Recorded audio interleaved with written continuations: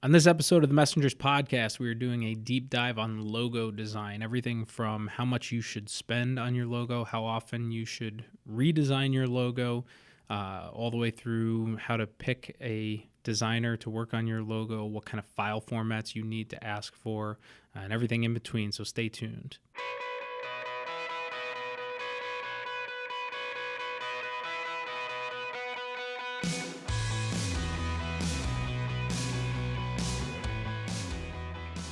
And welcome, everybody, to the Messengers podcast. I am Chris Searles. With me here today is our unbelievable... I'm trying to think of a different word I haven't used in the past, but I'm having a hard time. Can't find words to describe You're indescribable. Our indescribable creative director, Rob Seifert. Today we're talking all things logo design. We have a lot of experience in the logo design field, not just in logo design, that stuff that we do ourselves, but in working with logos that we get from other designers or things that have existed for a very long time when we take on new clients. And there are certainly some elements and aspects of logo design that we see kind of either repeated or issues that we kind of see on a regular basis, or just things that we do for our clients to make sure that they're able to use those logos across every medium and really, the full spectrum that they're going to need. So we thought we would talk about that today. Sure. And talk about a lot of those things. Hopefully somebody can get some value out of this. And whether you're looking to redesign your logo or get a new business you're working on, looking for something to get you started, hopefully there should be some content and information in here that you find valuable. Yeah, really some of the first issues I see with any logo that's designed outside of here is people don't account for scalability. The logo will be designed in a way where if you reduce it to put it on a business card, it can be almost illegible. And maybe, the graphics that are used within it aren't as identifiable as they would be if it were printed at a larger scale. It's one of the first issues that, when we design, we account for. Yeah. Well, we had that recently. We had a client, won't call anybody out by name, but a client who we'd actually done a logo for a few years back, and then they decided they kind of wanted to rebrand and ended up working with somebody else to do a logo design. And when we got it, whatever reason they decided to pick the logo that they picked, it was one of the most intricate patterns and designs and just crazy, and it only was legible at huge sizes. And anytime we came to trying to shrink it down to fit, the first comment we had to get was, "Hey, you have to make the logo bigger. You can't read our name. You can't read our name. You can't do this." And we said, "Well, that's because of the logo and the way the logo was designed. It's not because of the, it's really, you shouldn't be adapting every other creative, outlet to fit a poor logo design. You should just redesign the logo." Right, yeah. You don't want the scale of your entire project to be based around the logo, so it's got to be versatile. Yeah, and that's one of the big ones that we see is,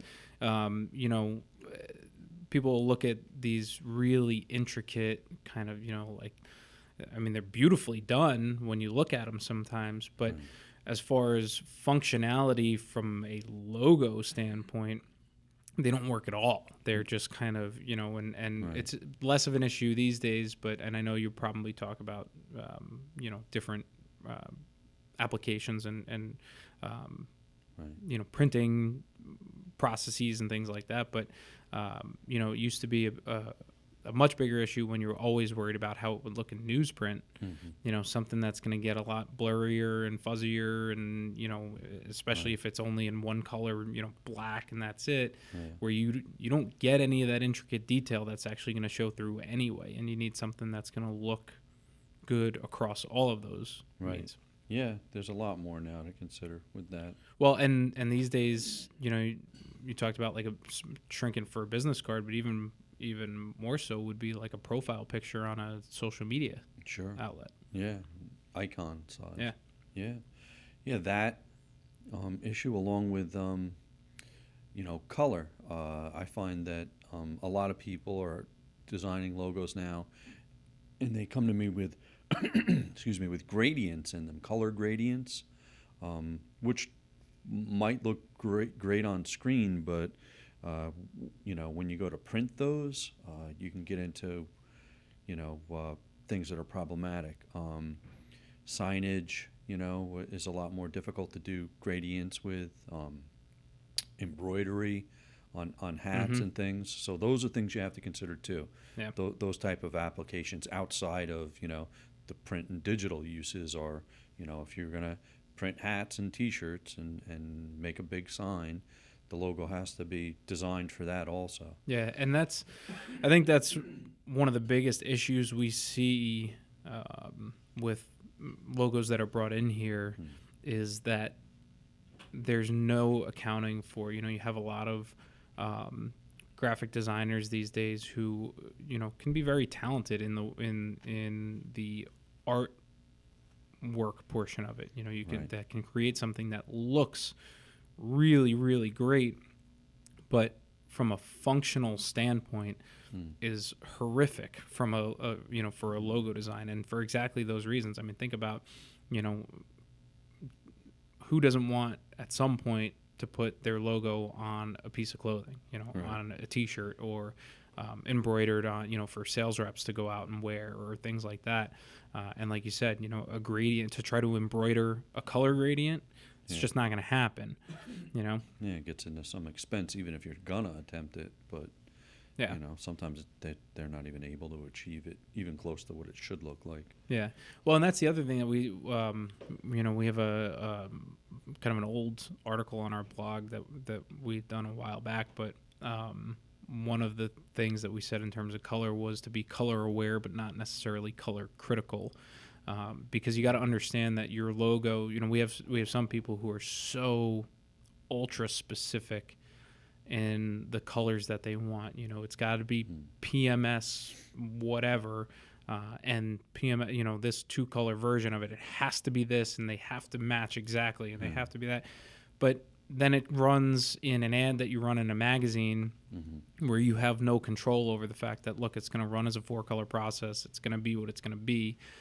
Or you put it on screen, and a lot of people don't understand the differences between print color and on-screen color, and how different, even if you have 2 screens right next to each other, how different those colors can look. Sure. Based on how that screen was calibrated and who the manufacturer is and what it looks like. Yeah. So it's important to kind of be aware of colors in general when you're talking about your brand. There are certain colors that are more representative of different things. Red is kind of a power color, and you have, a lot of that kind of stuff. But be a little flexible in how those colors are going to display, because they are going to be different. The more you use your logo, the more it gets out there, the more differences you're going to see in the exact tone of that color, and what it really looks like in different mediums. Yeah, right, across all mediums. I mean, that's when we start a logo design. I mean, it's just really, we try to keep it as simple as possible. The concept is really the strength in it, but I'll start a logo design with a client, and I kind of warn them about it, because all they're going to see is a black and white version of their logo first go around, because it has to work in black and white if it's going to work anywhere. Then it's going to work in the negative, and 99% of the time in the negative and positive, maybe with a few alterations to it, but it's got to work both ways. So if you're printing something on black, your logo can show up in white, or a color, and if reversed, if you're just printing a color on that. Once that's done, working with color, if client doesn't have specific ideas about it, we'll make a few recommendations and color variations in the logo, and we'll take into consideration what you were just talking about. In printing, here we print in PMS ink, so we understand them, and also what we'll consider is the process color breakdown of those Pantone color inks. So we're not going to recommend an ink color that doesn't break well in a CMYK process color, just so that the color is as consistent as possible when we're designing it. Explain process color and those differences a little more for people that might not be familiar with how 4-color printing works, how 2-color, with how printing Sure. and color actually works. Sure. Just quickly about it, a PMS or a Pantone ink color system, inks are mixed specifically for that color. So there's a booklet that you can choose a color from, and that color is assigned a number, and the ink is mixed. So swatch book. Right. Mixed specifically for that color, and you'll print in that color. Stationery was done a lot more using PMS colors in the past. It's still done that way now. It will help keep printing costs down for things like envelopes and letterhead. So you'll pick your PMS color and maybe a black as a secondary color, and you'll print in 2-color. Otherwise, you're paying for process color, which is the other way to print. It's CMYK stands for cyan, magenta, yellow, and black, and those inks are combined to create a 4-color image. So if we're printing something that's a photograph of somebody or something, we're going to use CMYK process.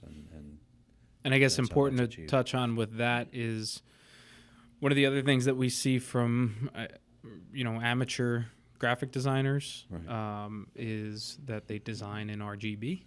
Right. So for anybody that's not familiar, there are 2 kind of primary processes for achieving the full color spectrum. One is CMYK, which is how offset printing works, and actually digital printing too. But in general, printing works in CMYK, cyan, magenta, yellow, and black, and all of those colors kind of overlaid on top of each other in certain percentages and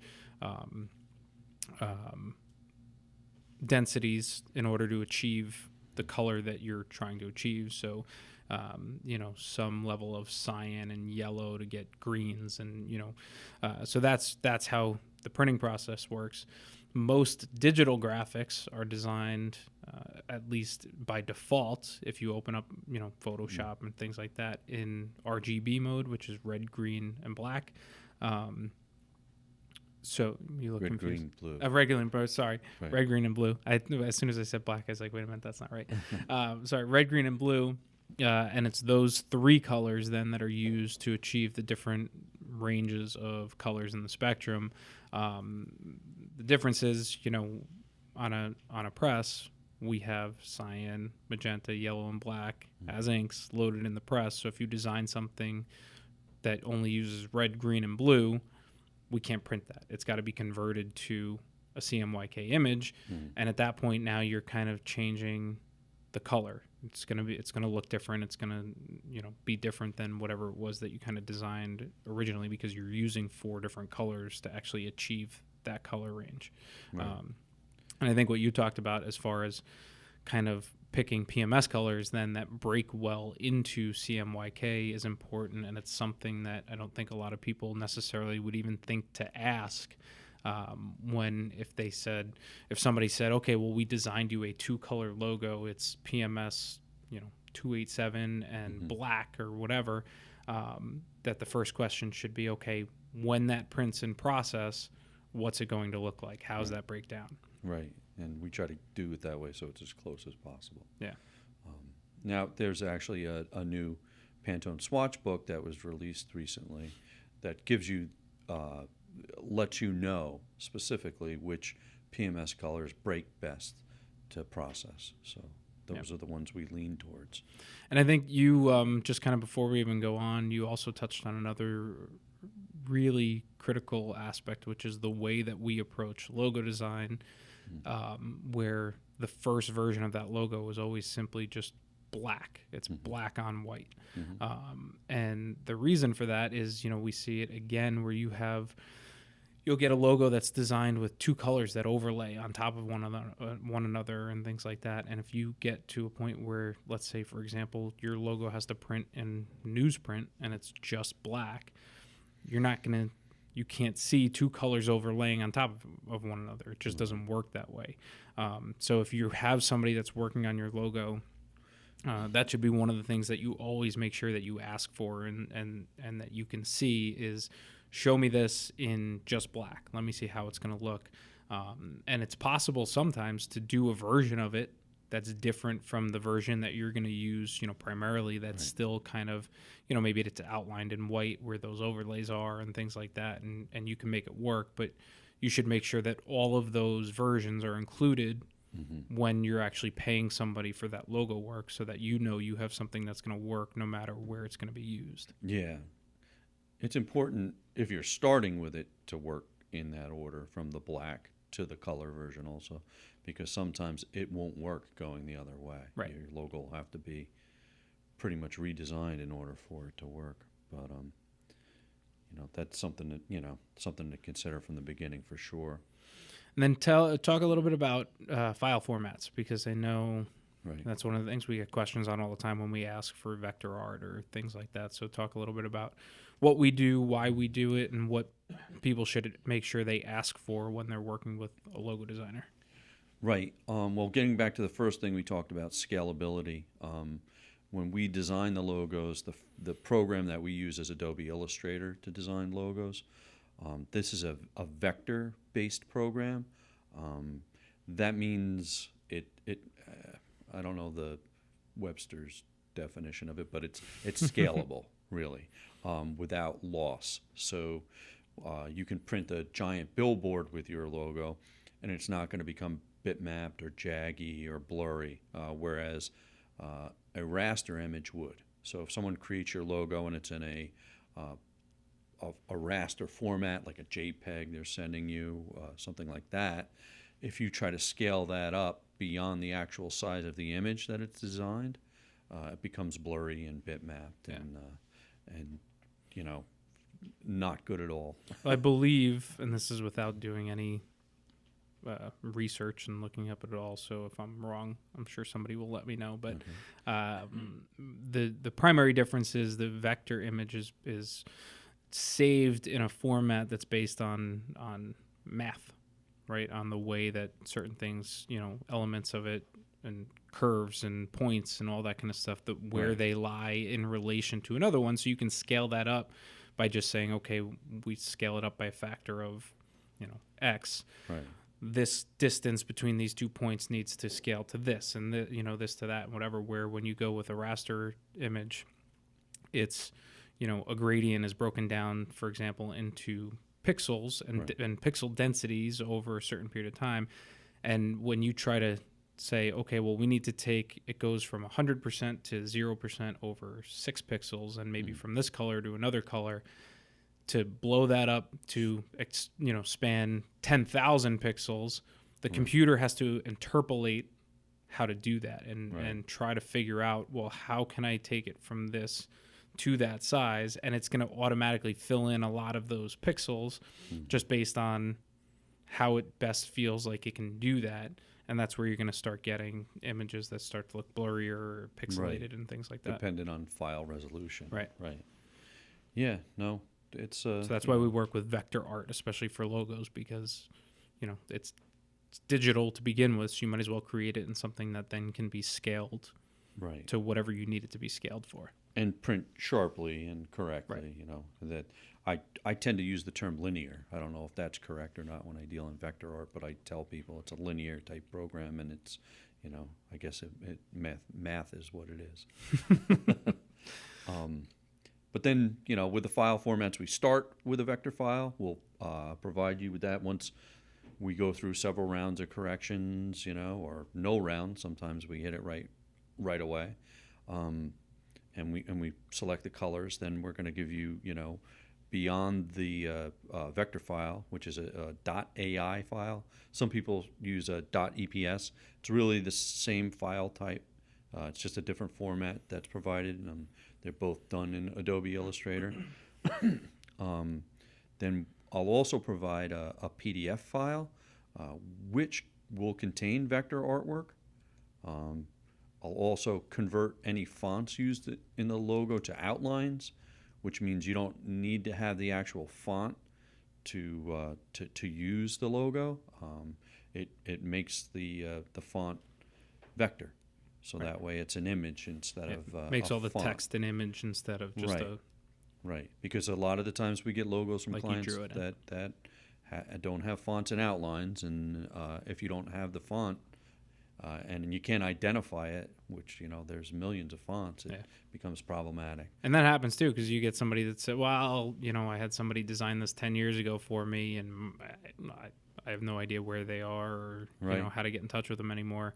And now it's up to you to try to recreate it. And if you can't, some random font that they picked Yeah. that you love, doesn't really matter if you don't know what it is, and we can't reproduce it. Yeah. You try to match it as best you can, but then aside from that, we'll save and provide the file as raster files too. Like we'll save a JPEG that's formatted for the web and a PNG file, so that the JPEG would primarily be used for the person's website or anything digital. A PNG file we provide because it has a transparent background. A lot of people like to use the PNG files for internal documents. And actually, we use the PNGs now more often for the web than the Okay. JPEGs than we used to. Okay, yeah. And mostly, sorry to cut you off, but we didn't used to use them because the file sizes are bigger. PNG is going to be bigger than a JPEG. But now, because mobile networks and Wi-Fi and everything, it's we get much faster connections across the board. Even just wired networks. The difference in those file sizes, especially when you're talking about a logo, is not as significant as the difference in quality that you'll get from like a PNG 24-bit PNG versus a JPEG that's been, and the reason for that is that a JPEG has been compressed. You're removing information voluntarily from a JPEG to get a smaller file size, where the PNG retains a lot more of that information. So we can get really nice, clear, crisp images at file sizes that are absolutely reasonable for transferring and transmitting over the web. Right. Now. Right. Yeah. Yeah. No. Good to know. Which is important to know. That's why you want all of those different file formats too when you get them, because that stuff is going to change. In Right. 5 years from now, there may be a completely different file format that everybody uses, and to go from somebody just sent me a JPEG to whatever that new file format is versus, no, I have the vector art, and yes, we can do anything that we need to do with that and create that new file format that's going to optimize your website or look better in print or whatever that process is. Right. Yeah. No, that vector working file is the master file you want to hang on to,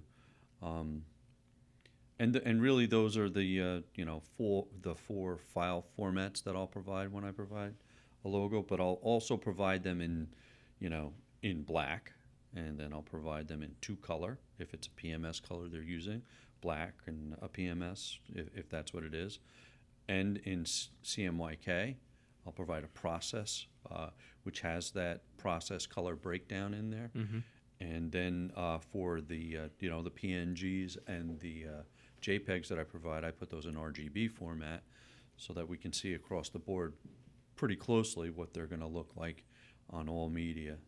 Well, and I think it's important for your designer to do that for you too, because at some point, if you end up with the perfect example is what you were talking about before, where you want to do some embroidery, and you need to break that logo down, really specifically into, this stitch is this color. I personally would rather have the designer who designed my logo work through what that breakdown is going to be, so I have that 2-color version of that logo ready to go to provide to the embroidery place, so that they're not doing that interpretation, say from like a 4-color version of my logo or a 1-color version of my logo, that I have that and it's, no, here you go. Here's the breakdown. This is what it should look like. Just make it look like that. Yeah, I'm sure I know a lot of our clients find it helpful, and they'll ask us for our advice on that, because sometimes these people that working at the embroidery place or a sign place don't deal in PMS colors, so asking us to help make that match is a lot easier than letting somebody that doesn't understand the base point of the color to make that decision. Kind of all of that being said, I think talking about price and cost is important. I think we see a lot of times it's kind of both ends of the spectrum. One is that people spend way too much money on logo design, Right. and kind of overestimate the importance of logo design. They kind of feel like, well, it's my business, it's my brand, it needs to be perfect and everything. And ultimately, if you look at a lot of the most successful companies in the world, most of them, at least when they got started, spent next to nothing on logo design. There's actually a really funny, if anybody watches Silicon Valley on HBO, there's a funny episode about their logo design in general, which is a lot of it's way too inappropriate for for this podcast, but they spend something like $10,000 they spend on this graffiti artist to create this logo for them and whatever. And one of the guys, the guy who's the financial controller, sits there. What are you talking about? Just here you go. Here's a box with the two initials. This is it. And really that's where you should be kind of falling on the spectrum, is towards that end, because ultimately it's a logo. Yes, it should look nice. It should be representative of what you do, but take it for what it is. It's not the end all be all of your business. Your people are going to remember you for the product that you offer, the service that you offer. Your logo is just kind of a representation of your brand. It's not your brand. Right. Yeah. No, I recently met with a client that he said he had a friend in advertising that told him that the logo should encompass everything about your company and represent everything that you do. And he was very confused about it because he said, we do so many different things. How are we ever going to do that? And I said, who told you this? It doesn't need to do that. That's not good information. Yeah. And most of the time, somebody that believes that and then will either design a logo like that or does it, is reading so much into what they've put into that logo that 99% of the population will never see or understand that you did. Right. And that's where, it's just this kind of crazy amalgamation of logo design that as art is what yeah, it's become. exactly. And it doesn't need to be that. You don't need to spend anywhere near that kind of money on your logo. Yeah, you can simplify it. I mean, really, that's what we try to do. I mean, we love to incorporate a creative concept into a logo if it happens naturally. We don't try to force it.